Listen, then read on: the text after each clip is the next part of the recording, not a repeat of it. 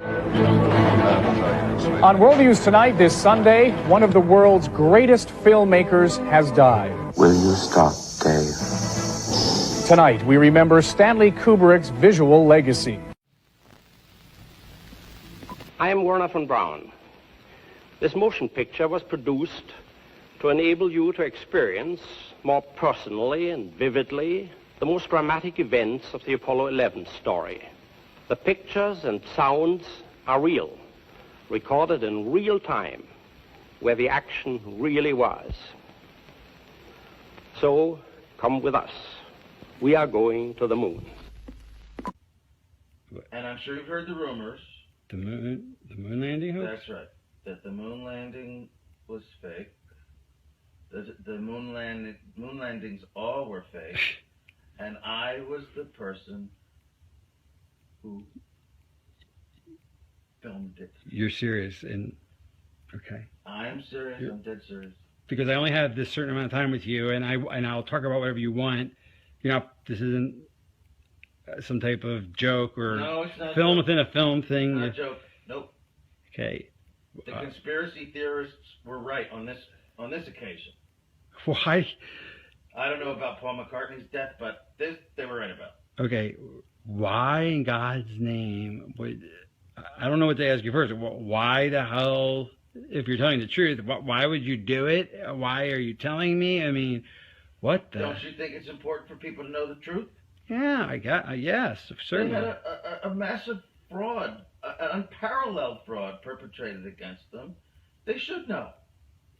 Okay. I mean, they're already suspicious of the government. They may as well have their suspicions confirmed.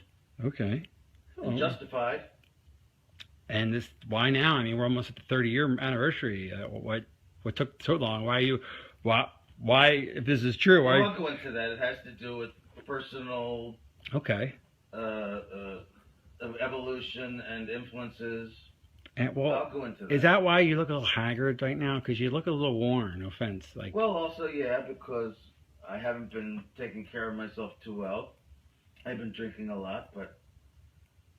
Is that because of the stress of this? Of course, stress, guilt, just conflict of all kinds.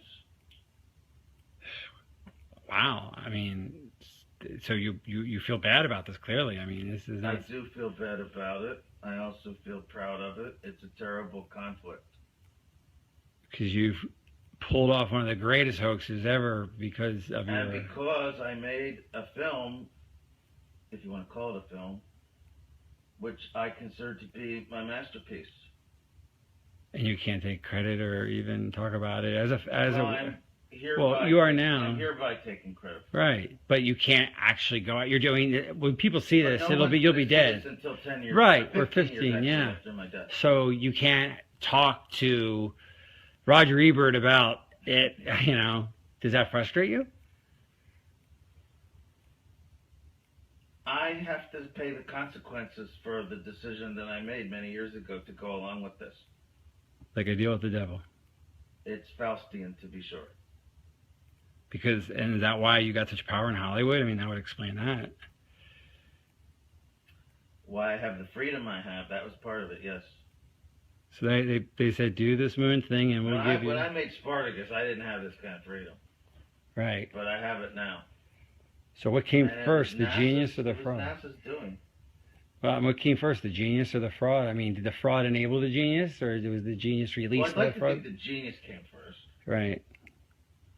But some frauds are hard to bypass, especially if you have an ego and you're an artist and you're presented with a challenge, the likes of which you've never seen and will probably never see again.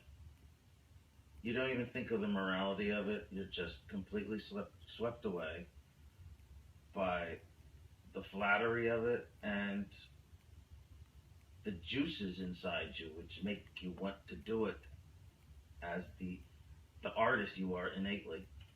You don't think of anything else. What a conflict. I mean, gosh, I can't imagine being presented with that opportunity. On one hand, I really would want to do it, but then I'd probably say, well, I'm committing a crime and lying and... It depends, but my guess would be No, you if you're good, you would do it. I discussed this with Levinson, Barry Levinson. Right. I discussed it with... Oh, he made Wag the Dog, right? Yeah. Yes. Spielberg, of all people, believe it or not, yes. So wait, Wag the Dog... Coppola, Scorsese, even Woody Allen I discussed. There isn't one of them who wouldn't do this. Right. And did that... So Barry Levinson must have been influenced by this whole... He must have known, so that's... Wag the Dog is about this whole idea. I mean, that's why... The character was named Stanley. Right. And he gets killed at the end because he demands credit. Here by Stanley Kubrick to more or less ensure the scientific integrity of the film, to make sure that it's very, very close in reality, but still we want to make certain that it has a base of reality. Before the end of the 60s, we will see a man in the moon, to the moon, an American, and we're very proud that our country continues to produce these young men who go so far and carry with them so much. To put people on the moon and with enough fuel to enable them to return safely home to Earth requires a still larger and more powerful rocket, however. NASA, the National